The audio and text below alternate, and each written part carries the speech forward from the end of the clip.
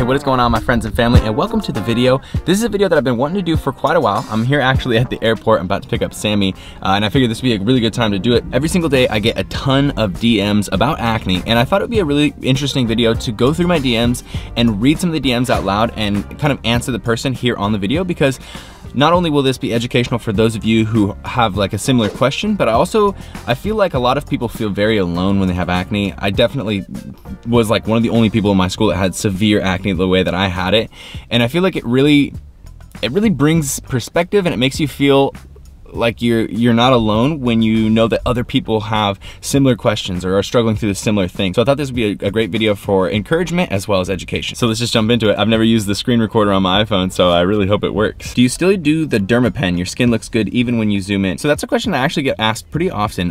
The DermaPen was only 3 sessions. It was that those videos that you saw, those were the 3 sessions that I ever did. I haven't done any since.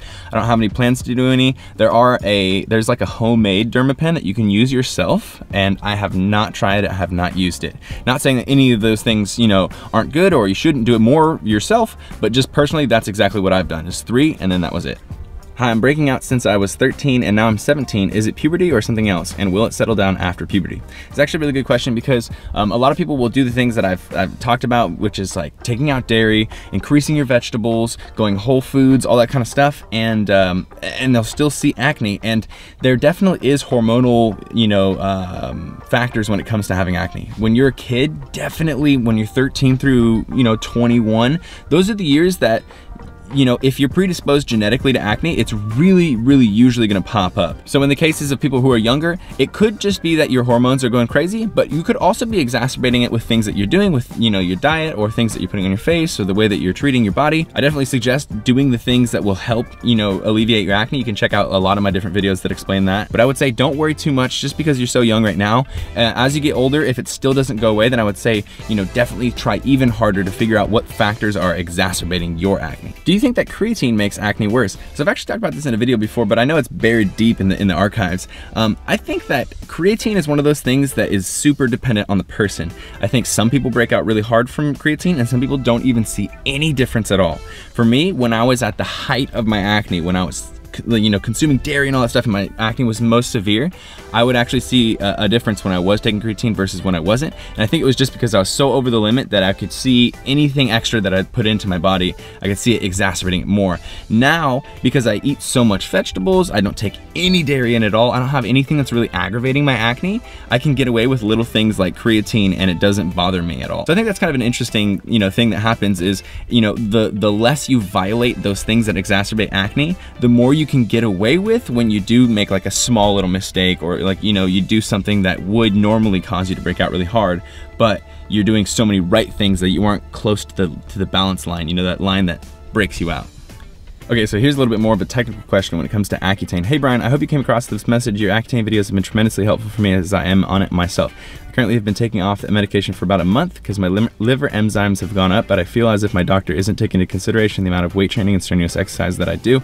As someone who works out hard throughout the whole Accutane journey, I was wondering how high your ALT and AST levels got at its highest. It would be so much help as a point of reference. It's actually a really interesting question, and it's definitely, obviously coming from someone who's on Accutane, because otherwise most people don't even know those levels in your liver. I actually had some issues with my liver enzymes as well when I was on Accutane, and it was towards the beginning of it, and we actually had a little bit of kind of like this period where we almost got me off of it because he was thinking my liver enzymes were almost too high, but then we were able to fix it, and this is what happened. I was having really high AST and ALT liver levels because not only was I taking Accutane, which obviously, you know, is a lot of taxation on your liver, but I was also taking a ton of dairy every single day, a ton of really thick meat, you know, red meat and stuff like that, and I was also taking tons of creatine, caffeine, other weird stimulants, mass gainers. Like, I was violating so many different things that my liver was way taxed. I do believe there is some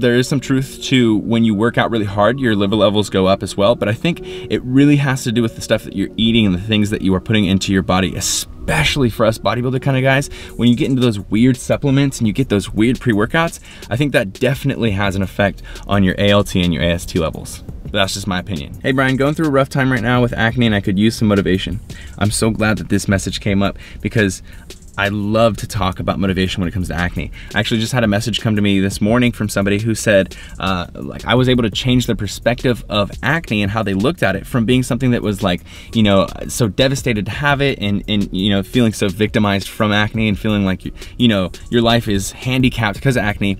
He said he started watching my videos and noticed that I always mention how much I'm grateful for my acne and how much of a perspective change it's given me, because acne definitely humbled me and made me empathetic and made me care about other people's problems. And because I had acne, I was able to screen the people out of my life that were going to judge me from it. So those people just left because they were judging me. And it was great because I didn't want to develop more relationships and invest time into people who in the end weren't going to be good people. Instead, the good people, the friends who I've had my whole life, you know, and the friends who have stayed friends with me since high school are the ones who never cared about my acne, never made me feel bad, never belittled me or anything like that because of my acne. So while it does suck, and while, you know, shallow people will make fun of you for your acne and you will feel the heat and you'll feel bad because of that, know that if you didn't have acne, those people would never expose to you so quickly that they don't have good intentions, and you might, you know, end up dating someone who is very judgmental and is not the right person for you. And spend so much time with people that you really shouldn't be spending time with just because you hadn't seen